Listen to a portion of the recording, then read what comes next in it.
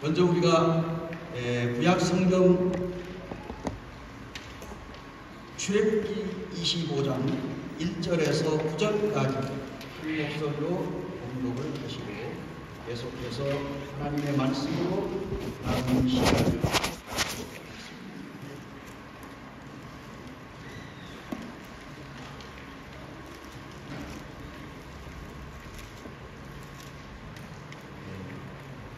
찾으셨으면 출애굽기 25장 1절로 9절까지 한 목소리로 공독하시겠습니다. 여호와께서 모세에게 말씀하여 이르시되 이스라엘 자손에게 명령하여 내게 예물을 가져오라 하고 기쁜 마음으로 내는 자가 내게 바친 모든 것을 너희는 받을지니 너희가 그들에게서 받은 예물을 이러하니 금과 은과 옷과 청색, 자색, 홍색 실과 가는 개실과 염소털과 붉은 물들인 수양의 가죽과 배달의 가죽과 조각목과 등유와 관유에 드는 향료와 분향할 향을 만들 향품과 고마운 대볼과 흉회의 옷을 입고 내가 그들 중에 거할 성소를 나를 위하여 짓고 오른 내가 내게 보이는 모양대로 장막을 짓고 가구들도 그 모양을 따라 지을지. 감사합니다.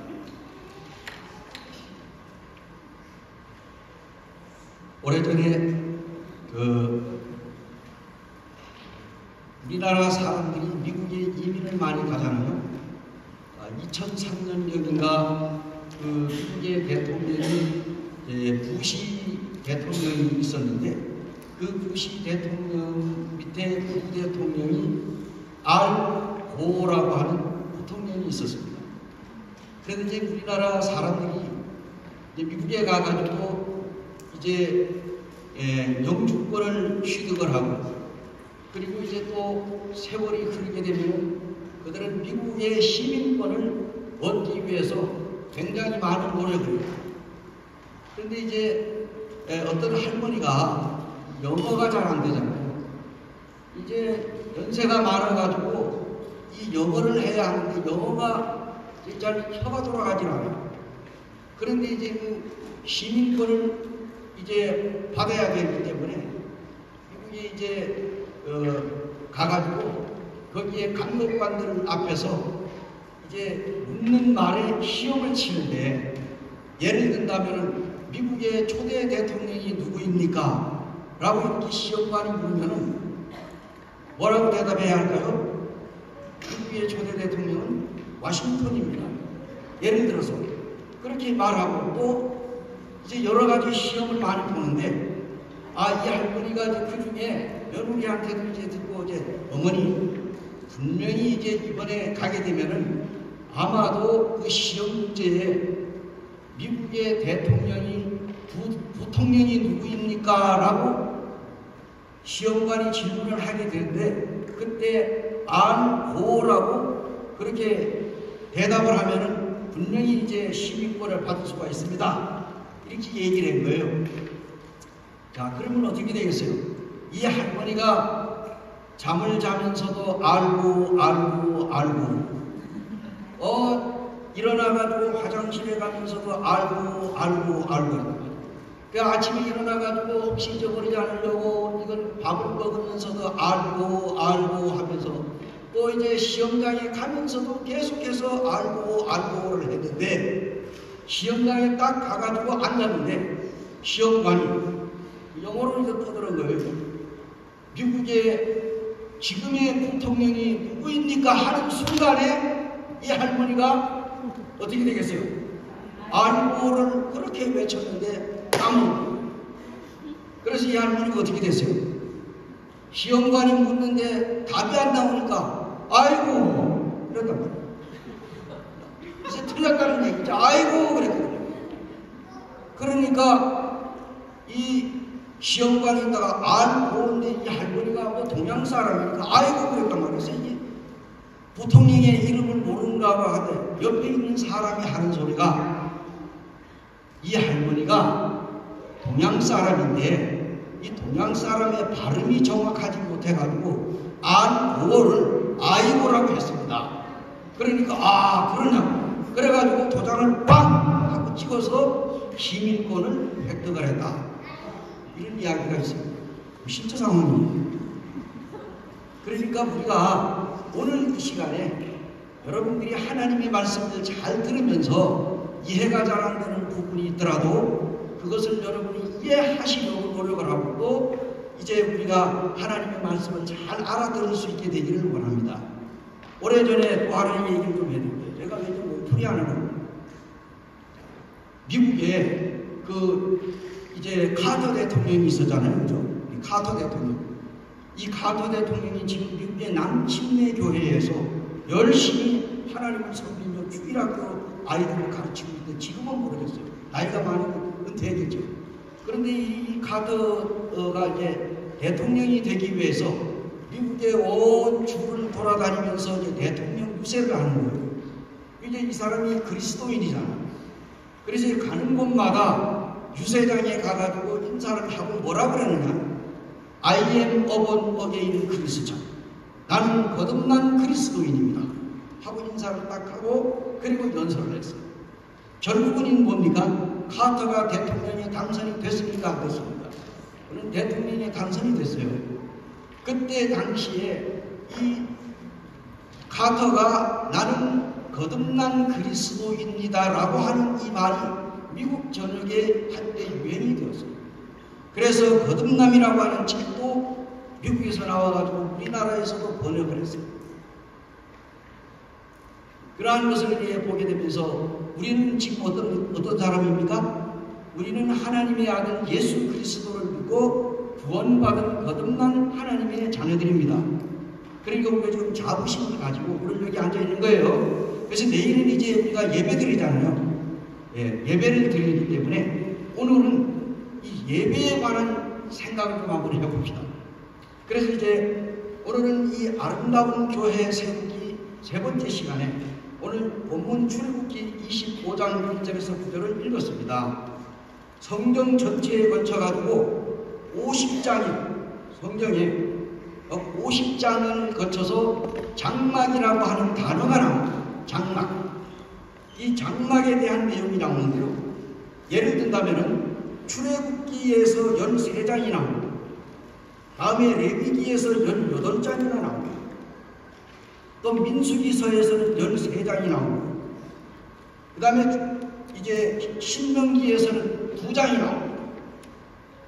신약성경에 가서 히브리서에 가서 보면은 히브리서에서 약 4장 정도가 장막이라고 하는 단어가 들은 이 장막에 관한 내용이 나오고 있습니다. 그래서 전체적으로 성경에 약 50권 정도가 이제 이 장막이라고 하는 단어가 나오고 있습니다.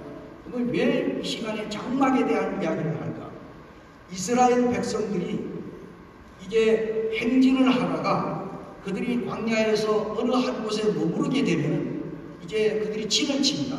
동서남북으로 12지파가 각 이제 3개의 지파씩 동쪽에 3개 지파 또 서쪽에 3개 지파 남쪽 북쪽 해가지고 각각 3개의 지파가 해서 12지파가 동서남북으로 진을 치게 돼요. 그러면 그 진 가운데는 뭐가 있습니까? 바로 장막이라고 하는 성막이 있는 거예요.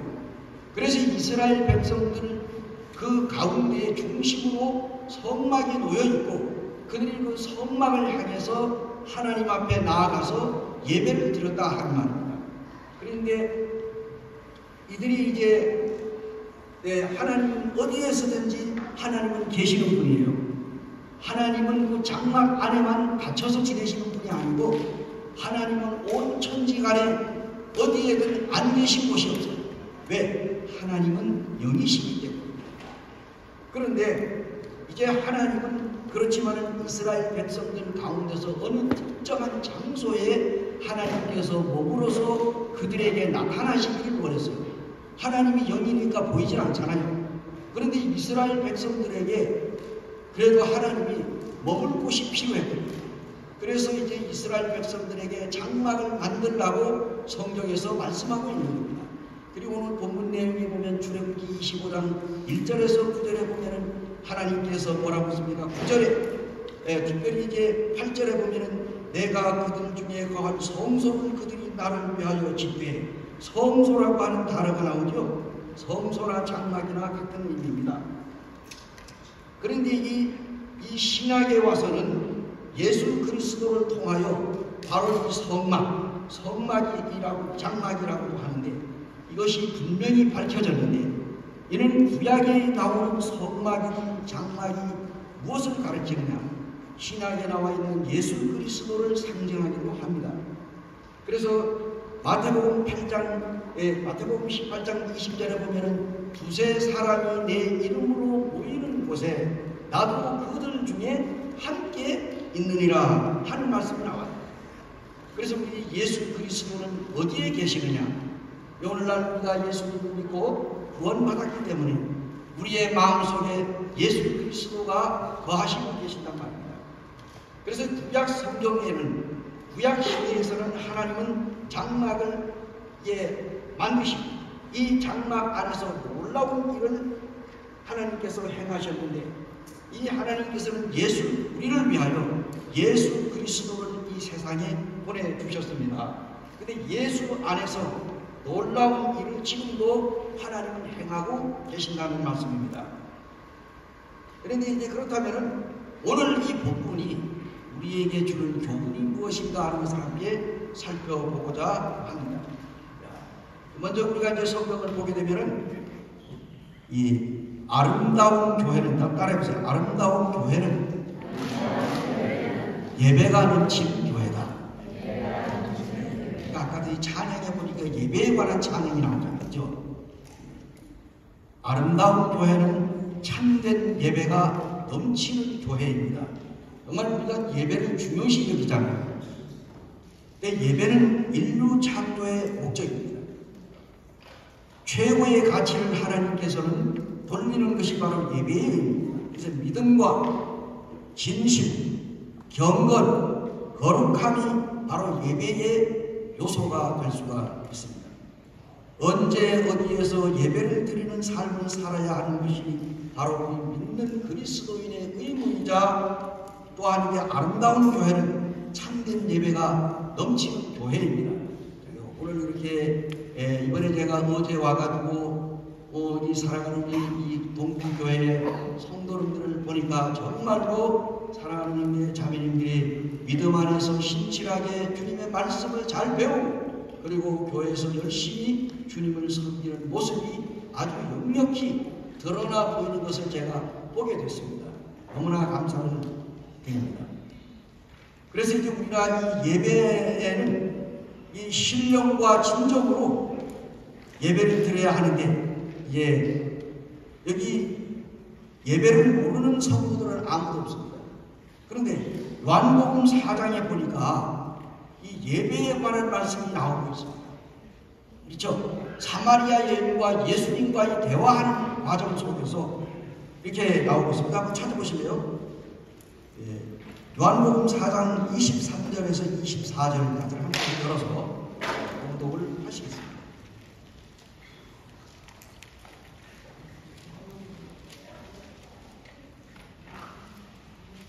찾으셨으면 같이 한번 공독하시겠습니다. 자, 이 요한복음 4장에는 예수님께서 사마리아 여인과 대화할 때 장소를 중요시하는 이 사마리아 여인에게 예수님이 말씀하셨습니다. 23절에 시작. 아버지께 참되게 예배하는 자들은 영과 진리로 예배할 때가 오나니 곧 이때라. 아버지께서는 자기에게 이렇게 예배하는 자들을 찾으시느니라. 하나님은 영이시니 예배하는 자가 영과 진리로 예배하리라. 자, 개역 성경에는 이제 신령과 진정으로 라고 이렇게 나오죠. 그런데 이제 이 개역 개정에는 영과 진리로 아마 같은 뜻입니다. 구약 성경에는 예배에 관하여 세 가지 의미가 있는데, 그 중에 하나가 히브리어로 바라크라고 하는 단어가 나옵니다. 이 단어의 뜻은 뭐냐? 이는 무릎을 꿇다라고 언급한 그 어근에서 경외하다, 그건 축복하다 또는 기원하다 라고 하는 뜻이 있습니다. 신약 성경이라도 예배에 관한 것이 약 5가지 정도 단어가 나오는데 그 중에 하나를 보면은 프로스크네인이라고 하는 이 헬라어 단어가 나옵니다. 우리가 잘 알듯이 성경을 66권을 보면은 구약 성경 39, 이 39권은 히브리어로 되어 있고 신약 성경 27권은 헬라어로 기록이 되어 있습니다. 그런데 이 헬라어의 성경에는 프로스크네인이라고 하는 단어가, 예배에 관한 단어가 5가지가 나오는데 그 중에 하나인데 그거는 뭐냐면 존경하는 뜻으로, 하나님을 존경하는 뜻으로 입맞추다, 부복하다, 무엇에게 경의를 표하다 라고 하는 의미를 가지고 있다고 합니다. 자, 오늘날 우리나라에서는 이 예배를 표현하는 용어가 예배라고 하는 하나의 단어가 나옵니다. 예배 드린다 이러잖아요. 그 예배를 드린다는 건 문자적으로는 예를 다하여, 이 예의를 갖춰가지고 이제 예를 다하여 절을 한다, 다시 절한다 하는 뜻입니다. 그런데 이제 성경적인 의미에서는 예배는 최상의 존재이며 하나님께 최고의 존경, 경의, 경배, 찬양, 영광을 드리기 위한 행위가 바로 예배라고 이렇게 정의를 내리고 있습니다. 그래서 우리가 예배가 무엇인지를 제대로 알고 하나님 앞에 나가서 예배를 드릴 때에 예배다운 예배를 드릴 수가 있다라고 하는 것입니다. 성도님들이 다 잘 알고 있는 거 아니에요.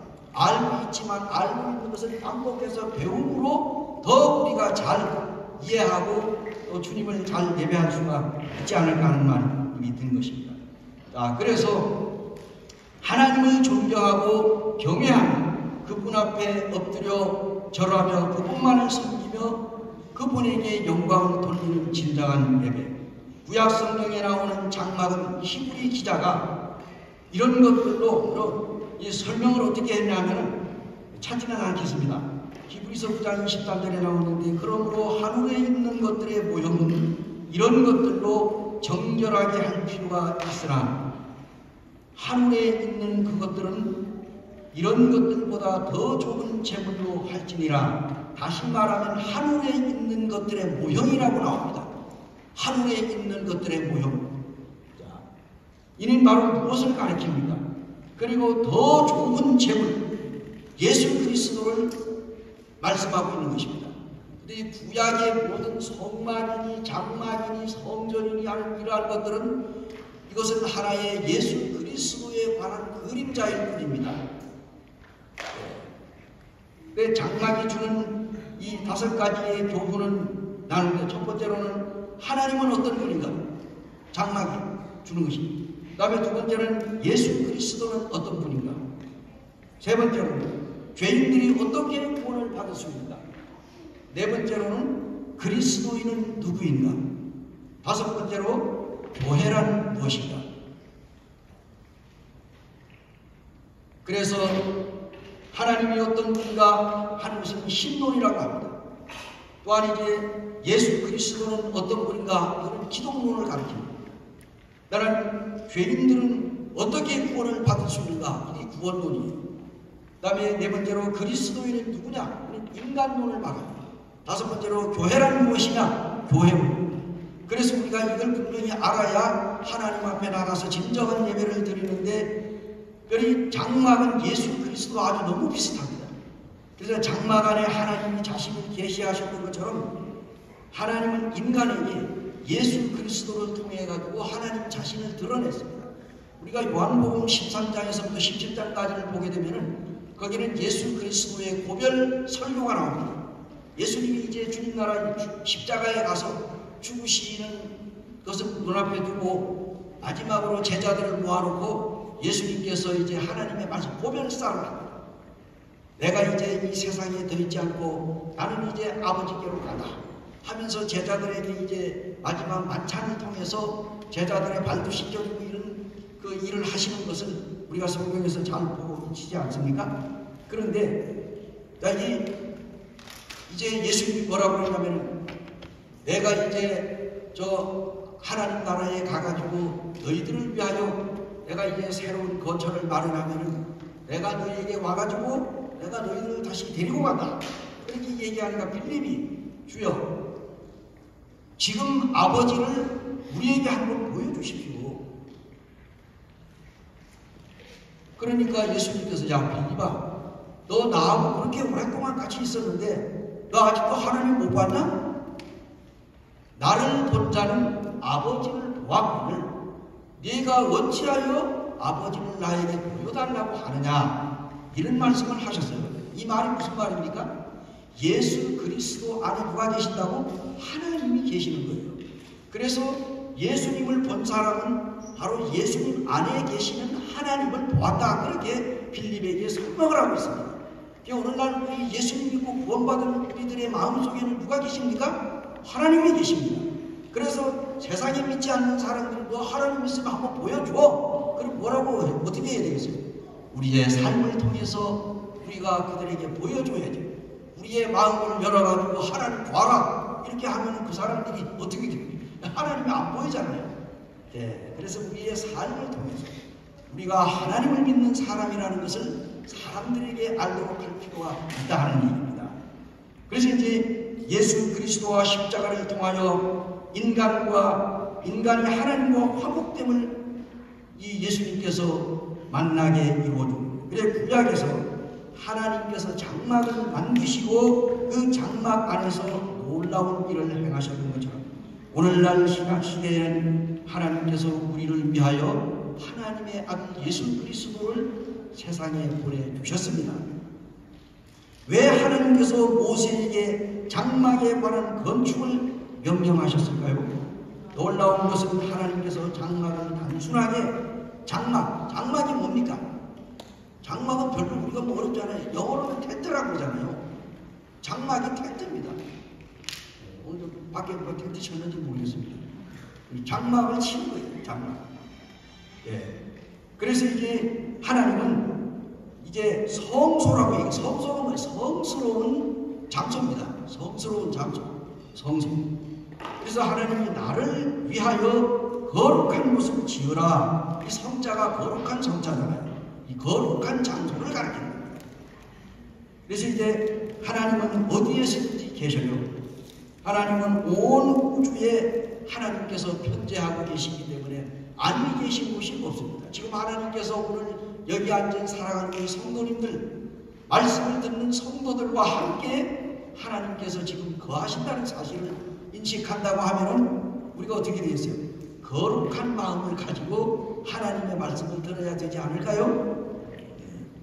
그래서 이제 우리 하나님께서는 어떤 한 장소를 선택해가지고 그곳에서 하나님의 영광과 하나님의 아름다움을 드러내시고 그곳에서 하나님이 인간과 대화하시기를 원했습니다. 그래서 우리가 이스라엘 백성들이 이제 광야를 여행하게 될 때 그 성막 속에서 하나님의 영광이 나타나고 하나님께서 성막 안에서 모세를 부르시고 이스라엘 백성들에게 명령을 내리시고 이런 것을 볼 수가 있습니다. 그래서 하나님은 인간과 만나시고 교제하시고 인간을 통하여 예배를 받으시기를 원하는 그 하나의 성소, 이 장막을 갖기를 원하셨습니다. 그렇다고 하면은 아름다운 교회의 과거의 성소는 어디에 있었을까요? 자, 인류 최초의 성소는 어디였을까요? 에덴 동산입니다. 맞습니까? 에덴 동산이 인류 최초의 성소는 에덴 동산이었습니다. 창세기를 보게 되면 하나님께서 에덴의 동산을 창설하시고 아담과 하와를 거기에 두셨습니다. 아담과 하와가 이제 하나님의 말씀대로 하나님께서 먹으라고 하는 과일만 따먹고 먹어서 아니 되는 과일을 먹지 말았어야 했는데 사단 마귀가 하나님과 인간과의 그 아름다운 그 인간이 하나님을 예배하고 하나님의 사랑을 받는 것을 이 사단 마귀가 그야말로 배가 아파가지고 그냥 시기질투하여 그냥 둘 수가 없었기 때문에 하나님께서는 연약한 여자 하와를 꼬여서 범죄하게 만들므로 에덴 동산이 죄가 들어오고 에덴 동산이 한마디로 말해서 하나님의 말씀을 불순종함으로 에덴 동산은 이제 하나님 앞에 쓸모없는 동산이 되어버렸어요. 그래서 이제 최초의 청소 에덴 동산은 인간이 거주할 수 없는 동산으로 변하게 되고 인간은 급기야 하나님으로부터 추방당해야 하는 이러한 것을 우리가 성경에서 잘 보고 있지 않습니까? 그래서 첫사람 아담과 하와가 범죄하고 이제 하나님 이 에덴 동산에서 쫓겨나고 거룩하신 하나님과 이렇게 뭡니까? 이 아담과 하와가 함께 거할 수가 없었습니다. 그래서 그들은 부득불 쫓겨나고 하나님께서는 그들에게 가죽옷을 지어 입히고 그들을 구속하고 그런 일을 하고 있지만은 그러므로 인해서 하나님은 죄로 인하여 아담과 하와를 잃어버렸어요. 그러나 하나님께서는 그들의 그 잘못된 죄악을 깨닫게 하시고 그들을 구원하여 그들의 믿음을 회복시켜가지고 하나님께서는 그들과 다시 한번 이 만남을 갖기를 원했고 그래서 이제 거룩하신 하나님과 거하는 특권을 잃어버리고 아담과 하와는 또한 성소를 잃어버렸습니다. 에덴 동산을 잃어버렸다는 말이에요. 그러나 하나님께서는 이 죄로 인하여 단절된 아담과 하와를 찾으셨습니다. 아담아, 내가 어디 있느냐? 찾으셨습니다. 창세기 3장부터 죄 문제가 해결된 이 인간과 하나님이 만날 수 있는 만남의 장소, 이게 필요합니다.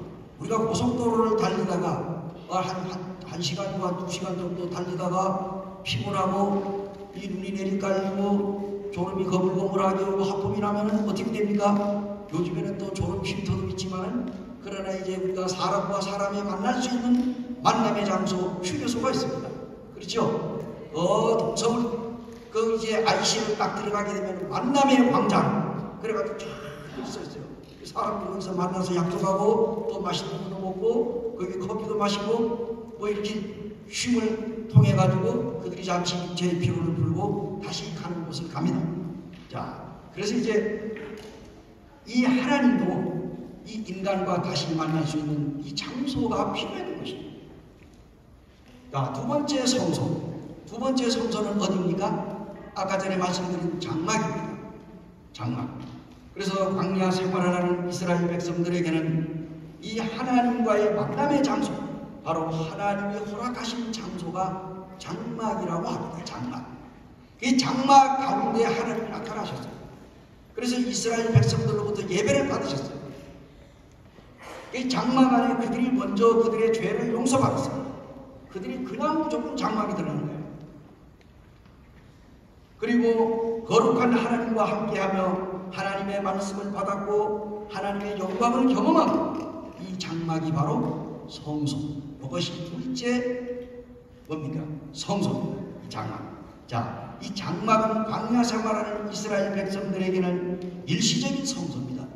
이스라엘 백성들이 왜 장막에서는 이 이동식 성소를 가지고 있었습니까?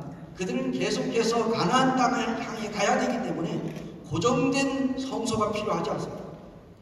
그래서 그들은 이동식 성소를 지었어요. 그래서 거기는 레위 사람들이 거기에 이동식 그 텐트를 뭐 쳤다 또 거기서 걷어들였다가 그래서 짊어지고 가고 그렇게 하지 않았어요? 어디까지 갔습니까? 요단강을 건너서 가나안 땅에 들어가기 전까지는 이스라엘 백성들의 광야에서는 바로 이 성막, 장막이 필요했던 것입니다. 자, 그 다음에 세 번째가 뭡니까? 이스라엘 백성들에게 세 번째는 뭐예요? 자, 이스라엘 백성들이 광야에서는 광야 생활할 때 장막이 필요했지만은 그러나 이제 요단강을 건너서 가나안 땅에 들어갔을 때는 더 이상 옮겨 다닐 필요가 없어요.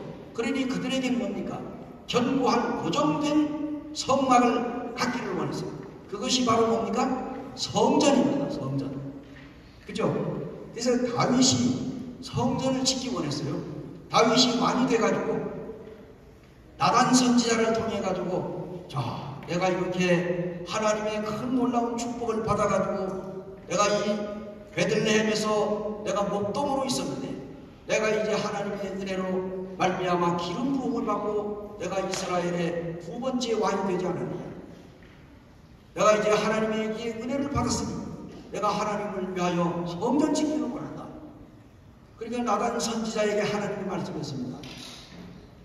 다윗에게 가가지고 너는 성전을 지을 자격이 없다. 그렇게 전해라. 왜냐? 다윗이 전쟁을 해가지고 너무 많은 사람을 죽였어.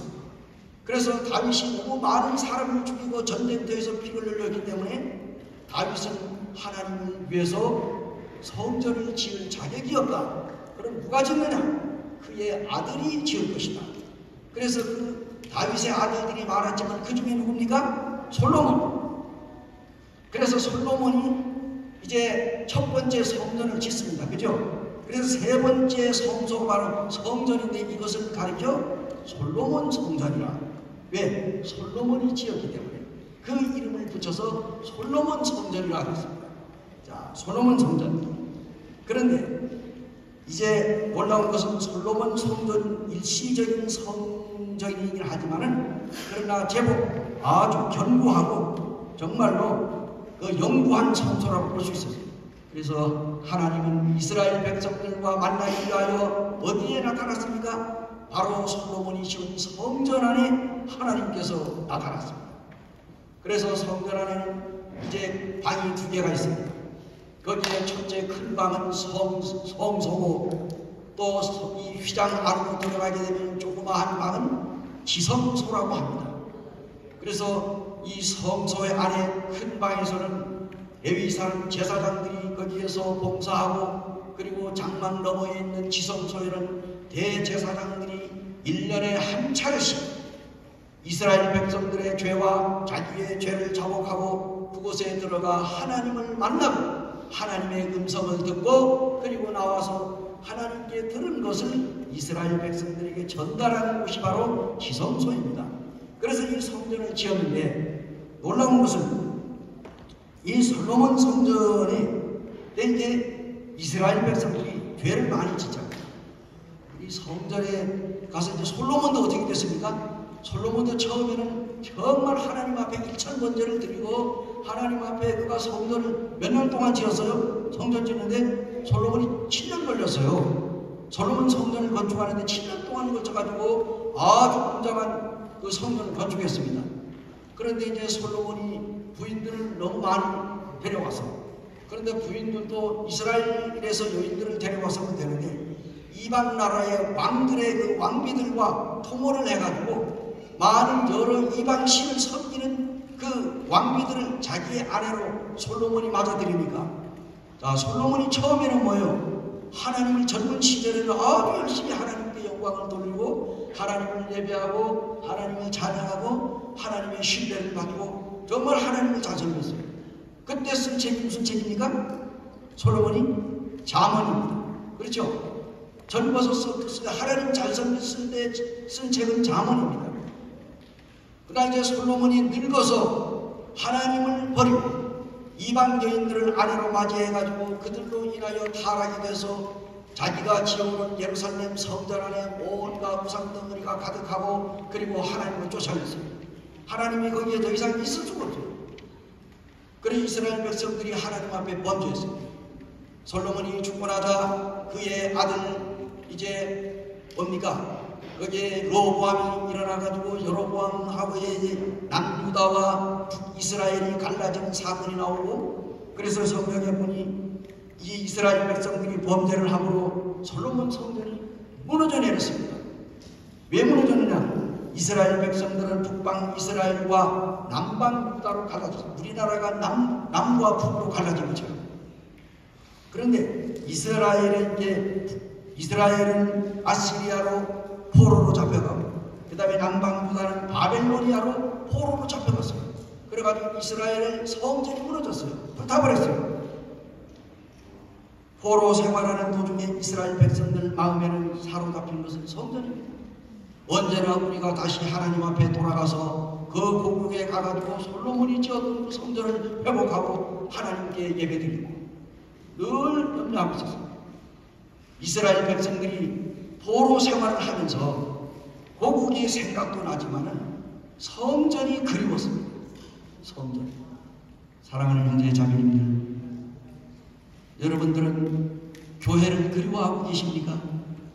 동부교회에 사랑하는 형제 자매님들, 정말로 우리가 잠시 어디에 나갔다가도 빨리 교회에 가서 성도들을 만나고 주님께 예배드리고 이런 마음으로 가득 차 있지 않겠습니까? 여기 오신 분도 마찬가지예요. 내일 이제 주님 앞에 예배드려야지, 그 생각을 하면서 여러분들이 아마 그런 마음을 가지고 계시지 않나 하는 생각이 들어요. 그래서 하나님을 만나고 그 하나님의 말씀을 받고 하나님의 능력을 경험하고 하나님이 또 놀라운 힘을 체험하는 잊을 수가 없었기 때문에 이스라엘 백성들은 빨리 포로에서 해방되어 가지고 고국에 돌아가서 이 불타버린 성전을 건축하고 재건하고 거기에서 예배드리기를 원하고 있었습니다. 그래서 그들은 하나님 앞에 회개했습니다.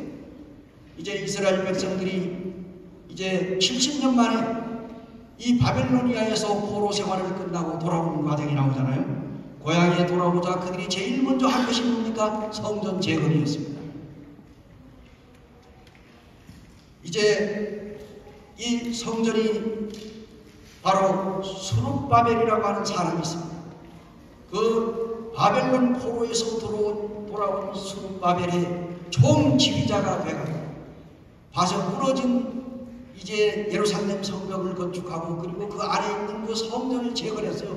근데 누가 주동을 해가지고 누가 했냐? 스룹바벨이라고 하는 사람이 바로 이제 그 성전 재건해가지고 그 성전을 솔로몬 성전 시대에서 스룹바벨 성전 시대로 돌아갑니다.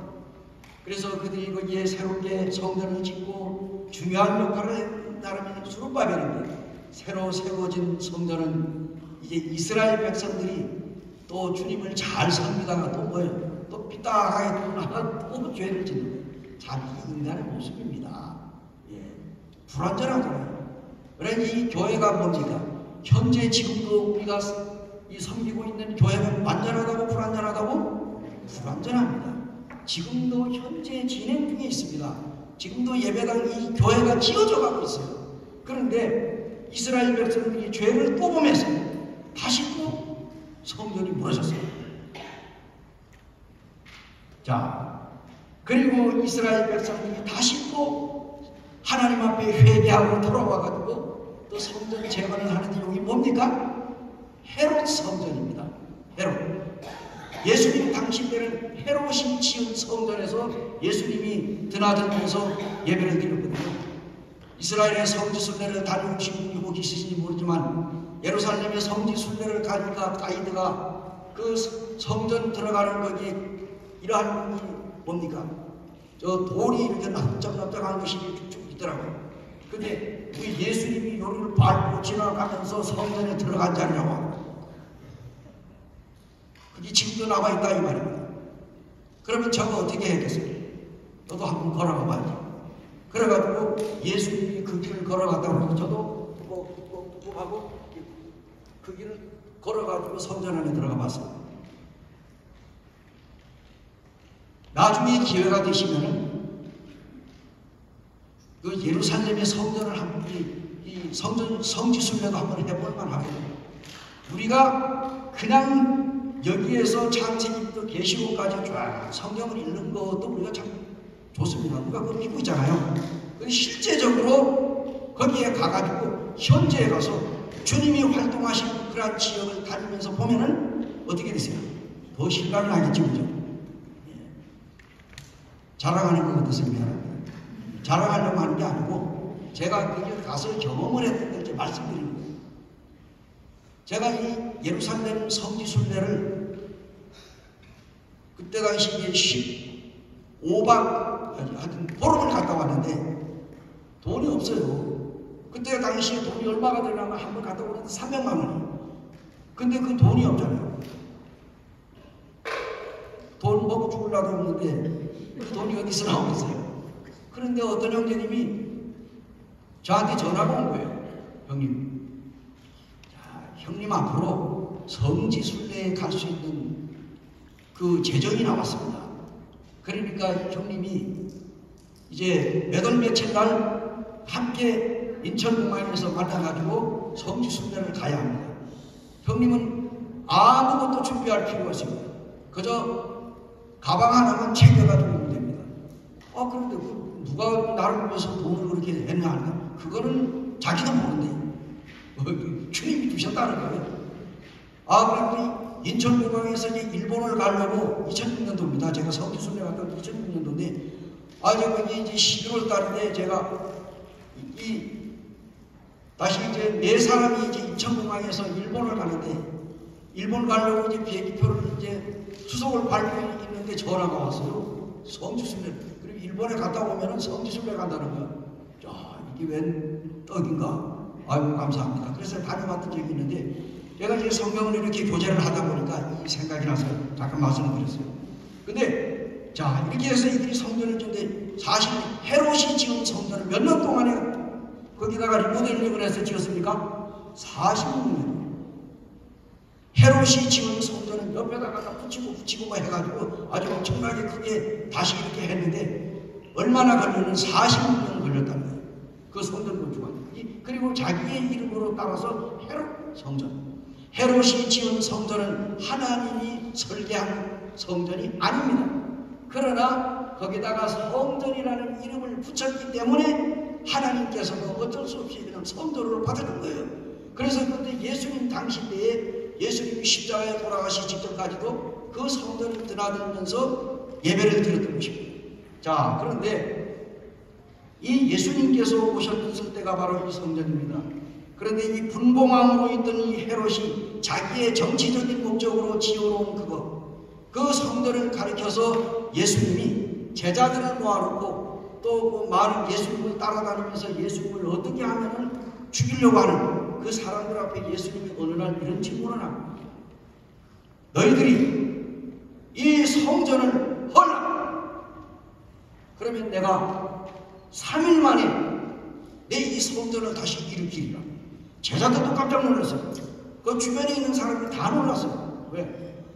헤롯이 46년에 걸쳐가지고 지어놓은 저 웅장한 성전을 예수님께서 그걸 헐어라. 내가 3일 만에 일으킨다. 이러니까 놀라겠어요? 안 놀라겠어요? 자기가 무슨 재주로 3일 만에 저 성전을 짓는단 말이야. 제자들도 의아했어요. 그런데 제자들이 언제 예수님이 하신 말씀을 깨달았어요? 예수 그리스도가 십자가 위에서 못 박혀 돌아가시고 무덤에 장사 지는 지 3일 만에 부활하셨을 때에 제자들이 예수님이 살아계실 때 한 말씀을 깨달았다 하는 얘기입니다. 예수님이 바로 이 헤롯이 지은 46년 동안에 걸쳐 지은 성전을 두고 한 말이 아니고 예수님 자신을 가리켜서 성전이라고 말하면서 너희가 이 성전을 뭡니까? 무너뜨리라는 얘기는 십자가에 못 박아 나를 죽여라. 그러면 내가 3일 만에 다시 일어날 것이다. 이것을 예수님이 부활하신 후에 제자들이 살아계실 때 한 말을 깨달았다 하는 이야기입니다. 여기에 깊은 뜻이 있습니다. 네 번째 성소는 누구입니까? 네 번째 성소는 뭐겠어요? 네 번째 성소는 예수 그리스도이십니다. 이제는 뭡니까? 예수 그리스도 하나님의 아들 예수님이 이 세상에 오니까 이제 인간이 만들어 놓은 이 지은 성전 필요합니까? 필요 없습니까? 필요가 없는 거예요. 예수 그리스도 자신이 성전이니까. 그래서 네 번째 성소는 예수 그리스도이십니다. 그러나 예수님은 성전된 자기 육체를 가지고 말씀을 했는데 이제 예수 그리스도가 이 세상에 오시자 성전 개념이 완전히 달라졌어요. 예수님이 요한복음 1장 14절에 보면은 말씀이 육신이 되어 우리 가운데 거하시매 우리가 그를 보니 하나님의 독생자의 영광이요 은혜와 진리가 충만하다. 하나님의 아들 예수님이 하나님과 함께 태초에 말씀으로 계셨습니다. 그러다가 이제 때가 참에 예수님이 마리아를 통하여 하나님의 아들로 베들레헴 말구에서 태어났습니다. 초라한 말구. 베들레헴에 가보니까 예수님이 탄생한 곳이 거기 있더라고요. 그 예수님이 그 말똥 냄새나고 정말 울고하는 구유의 예수님이 태어났잖아요. 바로. 그런데 이제 예수 그리스도가 오시기 전까지는 인간들이 치열어본 성소의 사람들이 그 건물 중심이었어요. 근데 예수님이 이 세상에 오시면서 이제 건물은 사라졌어요. 이제 누가 이제 성전입니까? 예수 그리스도 자신이 성전이야. 그러니까 하나님은 어디에 계시겠어요? 당연히 하나님은 예수님 안에 계십니다. 예수님이 누구라고요? 성전입니다. 성전. 그래서 예수님께서 이제 왜 성소가 왜 성소인가? 자, 너는 그곳에 하나님이 거하시기 때문에. 그러나 이제 예수 그리스도가 성소인 것은 이제 예수 그리스도가 이제 뭡니까? 이 세상에 말씀으로 계시다가 육신으로 입고 왔기 때문에. 근데 거기 성경에 보니 말씀이 육신이 되어 우리 가운데 거하심에, 이 거한다는 말이 나와요.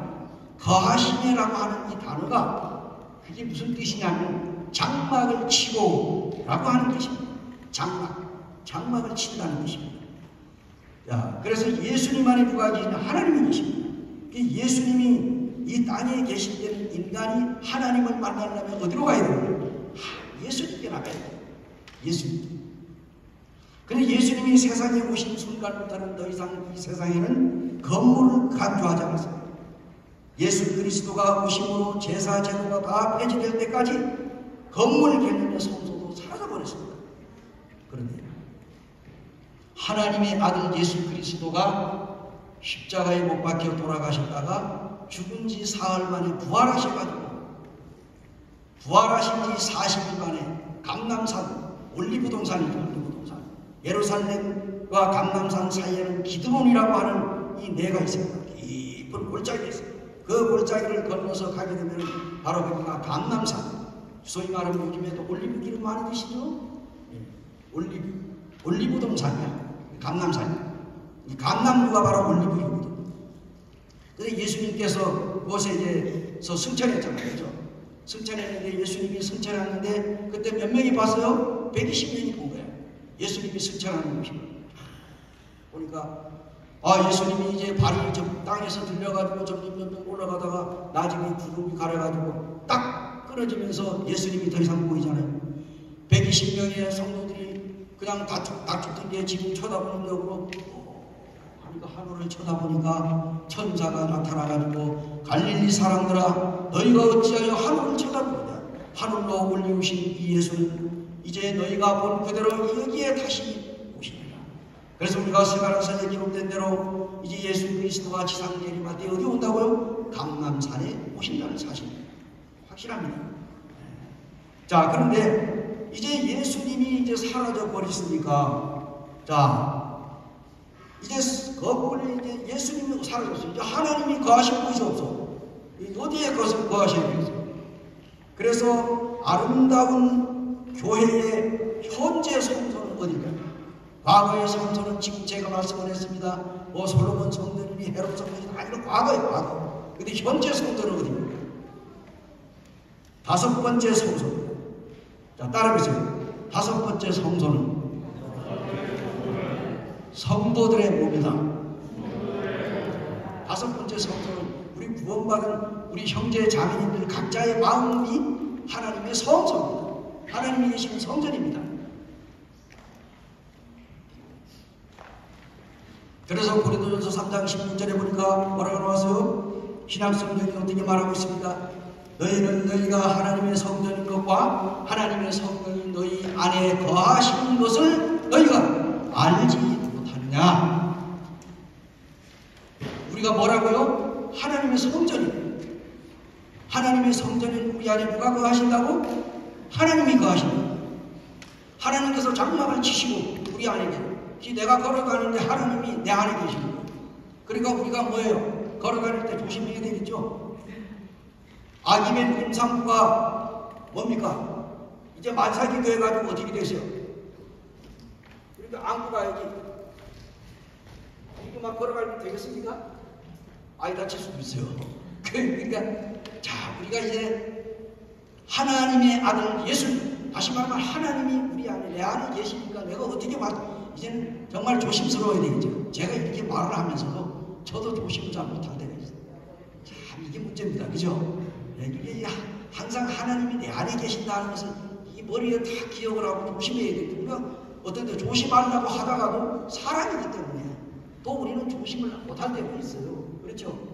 자, 그래서 오늘날 우리의 몸은 어떻습니까?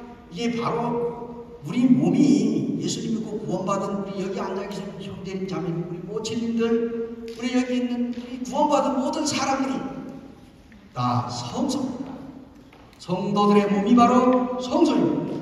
성소는 무엇입니까? 하나님이 거하시는 곳입니다. 그렇다면 지금 성도들 마음에, 지금 여러분의 마음속에 하나님이 계십니까? 끄떡끄떡 하시는 분도 있고 속으로 아멘 아멘 하는 분도 계십니다. 예, 좋습니다. 우리가 내 안에 주님 계시잖아요. 그죠? 네, 성소와 성소가 모여 있는 곳이 바로 오늘날 교회. 동부교회가 바로 하나님이 계신다는 사실. 오늘날 우리나라에 뭐 기독교인 1000만 명이니 뭐 몇만 명이나 하는데 저 여의도 수도까지 뭐 60만이니 뭐 얼마나 하고 또 베레아 귀신 때려잡는다고 하는 이 성락교회 같은 김신조가 거기서 목사하잖아요. 김신조 알아요? 몰라요? 김신조 보셨어요? 얼굴 봤어요? 저는 70년도에 김신조 얼굴 한번 봤습니다. 한 2시간 동안 봤어요. 청양체육에서 제가 임시 집회원을 좀 했거든요. 한 3년 동안 했는데 총각배로 얘기는 뭐 다음에 내가 더 기회가 좀 할 수 있는지 모르겠습니다만 편지 열심히 나누게 했는데 청양체육에서 어디에서 청양체육에서 근데 김신조를 초청을 해가지고 2시간 동안 강의를 듣는데 김신조를 똑바로 봤습니다.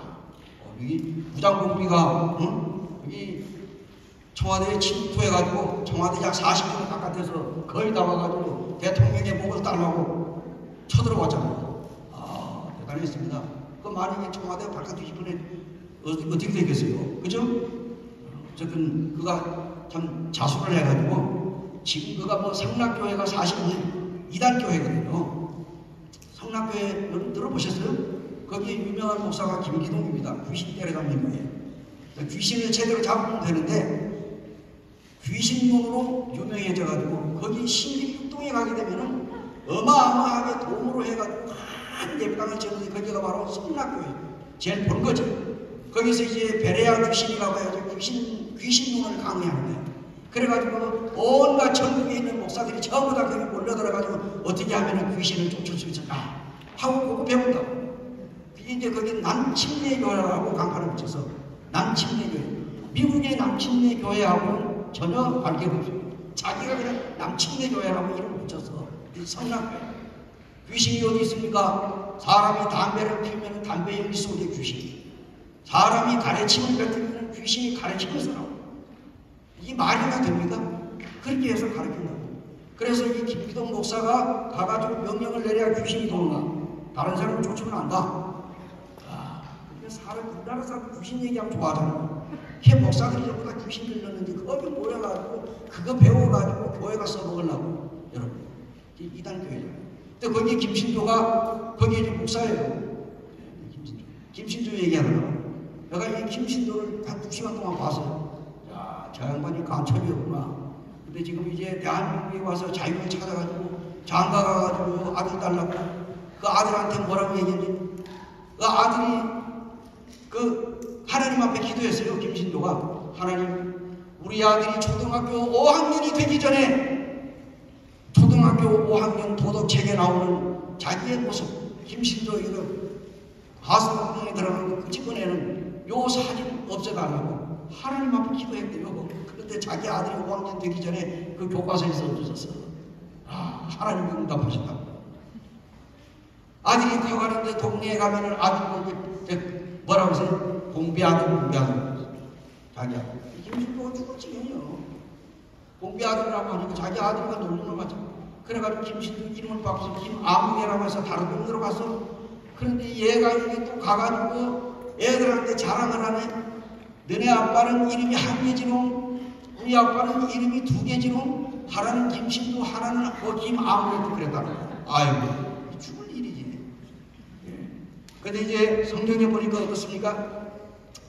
이제 이 성도들의 마음속에 바로 하나님의 아들 예수, 이 예배당 건물 안에 있는 게 아니고 바로 우리 예수님 구원받은 형제 자매님들 한 사람 한 사람 마음속에 바로 내 안에 지금 하나님께서 계시는 거예요. 자, 그래서 이제 예루살렘 성전, 예루살렘 교회가 초기에 그냥 베드로가 한 번 설교하니까 몇 명 구원받아요? 3,000명이 구원받아요. 또 한 번 전도하니 5,000명, 또 한 번 전도하니까 수많은 사람들. 이 구원받은 성도들이 예배당이 없는데 어디서 모일까요? 예루살렘 교회 성도들이 어디서 모였을 거예요? 성도들의 가정 개방하고 그 가정들이 그냥 막 나누어가지고 구역별로 모였단 말입니다. 그때 당시 초대교회들은 건물이 없었어요. 근데 이제 건물이 생긴 거는 이제 불과 몇백 년 안 됐는데, 자, 그래서 이제 이 신학에 들어오면서 성소의 가장 중요한 것은 건물이 사라졌습니다. 그리고 하나님의 아들 우리 주 예수 그리스도를 믿는 오늘날 우리 자신이 교회입니다. 그래서 옛날에는 교회 간판을 뭐라고 했어요? 교회 간판 예배당. 아닙니까? 예배당이라고 그러죠. 예배당이 뭐예요? 예배 드리는 집이라 하는 말이에요. 교회는 건물이지 그것은 교회가 아닙니다. 근데 오늘날 많은 사람들 우리나라에 봐요. 세계 10대 교회가 우리나라에 다 있어요. 엄청납니다. 엄청나. 뼈지먹히지잖아요. 그리고 사람들이 그냥 복잡복잡. 자, 오늘날 우리는 이제 예배당 건물을 갖는 거 우리가 하나도 나쁜 거 아니에요. 저희도 예배당 있잖아요. 동부교회들 예배당 아담하게 지었죠? 네, 제가 가서 보지 못했지만은 이제 소문을 들어서 이제 잘 알고 있습니다. 어쨌든 얼마나 좋아요. 우리가 새빵살이하고 전세 살고 월세 살고 성도들이 헌금해가지고 집주인한테 나갔다 바치고 이러고 살았잖아요. 그다까지 예배당 가지니까 얼마나 좋아요. 예배당. 그래가지고 뭐 또 전도하라고 하니까 아유 우리는 전도 못한다고. 왜 못하니? 예배당이 없어요. 그리고 예배당을 굵직하게 지어보면 뭡니까? 막 나가서 전도해가지고 영혼들 막 들어옵니까? 그렇지도 않아요. 그죠? 그렇지만 우리는 예배당이 필요한 거예요. 그러나 이제 건물은 어디까지나 건물입니다. 자, 광야 시대에 하나님을 만나려면 어디로 갔습니까? 성막으로 갔습니다. 그 다음에 이제 또 이들이 가나안 땅에 들어가서 이제 하나님을 만나려면 어디로 갔어요? 성전으로 갔습니다. 예수 그리스도가 세상에 오시니까 하나님 만나기 위해 어디로 갔습니까? 예수님께로 갔습니다. 예수님이 하늘나라로 가시니까 이제 사람들이 하나님을 만나려면 어디로 가야 되겠어요? 바로 우리 성도들이 모여있는 교회에 당연히 와야 되겠죠. 이렇게 되는 거예요. 그래서 지금 뭡니까? 구원받은 살아가는 형제 자매님들은 바로 살아서 움직이는 교회는 유기체입니다. 움직이지 않는 건물이 아닙니다. 그러므로 아름다운 교회의 미래 성소는 어디일까요? 제가 과거, 현재, 미래. 자, 미래의 성소는 어디예요? 천국입니다. 맞아요, 좋네요. 베드로서 3장 20절에 보니 우리의 시민권은 하늘에 있는지라 거기서 그리스도 예수께서 우리를 기다리시고 계십니다. 마지막 성소는 천국입니다. 왜 그렇습니까? 거기에는 하나님이 충만히 거하고 계십니다. 세상은 죄가 있기 때문에 하나님의 영광을 나타내시지 못합니다. 그러나 이제 천국은 하나님의 영광이 충만하게 거하는 장소입니다. 만일 땅에 있는 우리의 장막집이 무너지면 서로로 지은 것이 아니요 하늘에 있는 영원한 집이 우리에게 있는 줄 아느니라. 고린도후서 5장 1절에 나옵니다. 자, 여기에 장막집이 무엇입니까? 장막. 뭘 말하고 있습니까? 우리의 육체, 장막. 우리의 장막집이 무너진다는 육체가 죽으면은 이제 뭡니까? 영원한 하늘에 있는 영원한 집이 있다고 했어요. 그게 어디예요? 바로 천국입니다. 그렇죠? 천국. 제가 어제도 얘기했습니다. 캐나다에 가니까 뭐 캐나다 사람들이 자기네가 이제 999당이고 미국이 1000당이에요. 미국에 가니까 노인 천국, 자동차 천국, 인종 천국, 아이들 천국, 노인 천국, 뭐 하는 천국. 여러분 정말 미국이 천국이에요. 하루에도 몇 사람씩 그냥 총에 맞아 죽잖아요. 초등학교 학생들도 돈만 주면 총 살 수 있어요. 우리나라의 초등학생들 각기 장난감 총 가지고 있어서 진짜 총 실탄 해가지고 차고 다닐 수 있어요. 미국에는 뭐 아줌마도 차고 다니고 아저씨도 차고 아이들도 차고. 근데 학교 가게 해가지고 막 죽이고 막 그러잖아요. 천당이에요? 천당에 총이 있습니까? 그래서 미국은 천당이 아닙니다. 한국은 천당일까요? 그렇지 않습니다. 천국은 바로 하나님이 계시고 예수님이 계시는 영원한 천국, 우리가 머지않아 가는 그 장소입니다. 우리의 육체를 구원받은 성도들의 육체를 하늘에 있는 영원한 집, 이것이 마지막 성소, 마지막 성소, 영원한 성소. 내가 그들 중에 거할 성소를 그들이 나를 위하여 지으라. 출애굽기 25장 8절에 나오잖아요. 말씀고 하나님이 그 안에 계시거든요. 그래서 성소에서 그들은 하나님을 만나고 하나님과 함께 놀라운 소인원이야 교제를 하는 거예요. 교제. 요한계시록 1장에서 3장에 보면 교회가 나옵니다. 일곱 교회가. 요한계시록 1장부터 3장까지는 교회가 나와요. 4장에는 뭡니까? 교회가 나와요? 안 나와요? 요한계시록 4장에는 교회가 없습니다. 하늘이 열리면서 하늘에서 음성이 나가서 요한에게 이리 올라오너라. 내가 너에게 무엇을 보여드리겠다. 해서 그때부터 뭡니까? 4장이 지나서 5장, 6장, 7장부터 쭉 나가지고 이제 환란 시대에 들어가잖아요. 그래서 이제 지상계리가는 이 계시록 12장에 보면은 이제 예수님께서 사랑하는 성도들과 함께 천사들을 동원해서 이제 지상에 내려옵니다. 지상계리.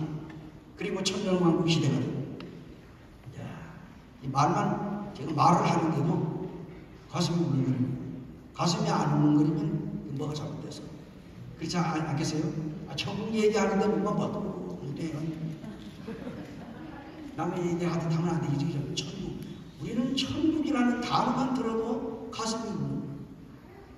파도가 치니까 가슴이 울렁거리는 게 아니라 우리가 이제 천국 얘기만 들어도 우리 마음이 울렁거려요. 여러분 천국 죽어서 가는 거 천국이 아니에요. 예, 지금 우리가 이 시대에 주님이 오시면 천국 갈 수 있어요. 예, 주님이 오시면 우리가 들림받는다는 얘기입니다.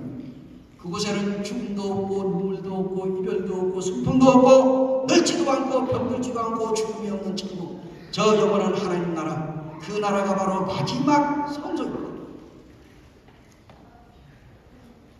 그래서 이제 계시록에 보니까 나팔 소리 같은 큰 그 음성이 이르되 이리 올라오라. 이후에 마땅히 일어날 일들을 내가 내게 보이리라 하시더라. 사도 요한은 하늘에 올라가 24장로들이 어린 양 예수 그리스도 앞에 그들이 경배하고 찬양하며 예배드리는 장면이 5장, 6장, 7장에 거쳐서 나오고 있습니다.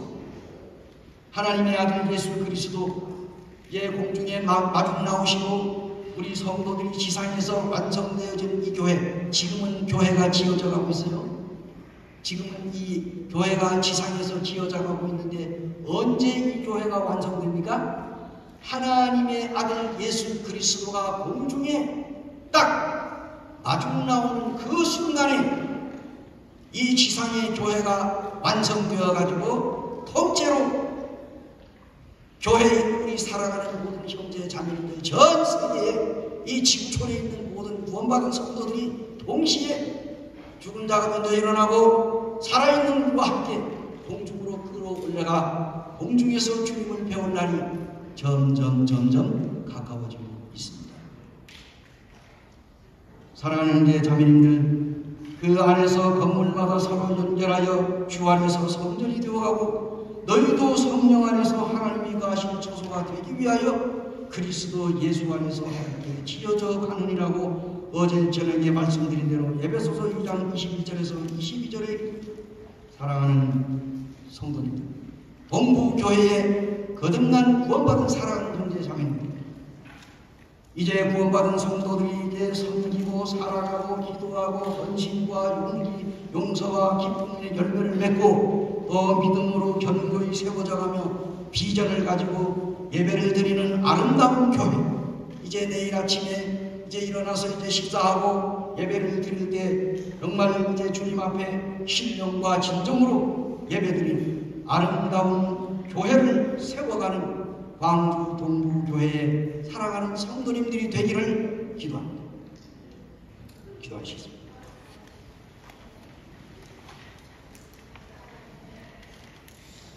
은혜로우시고 고마우신 아버지 하나님, 하나님의 사랑과 은혜를 진실로 감사를 드립니다.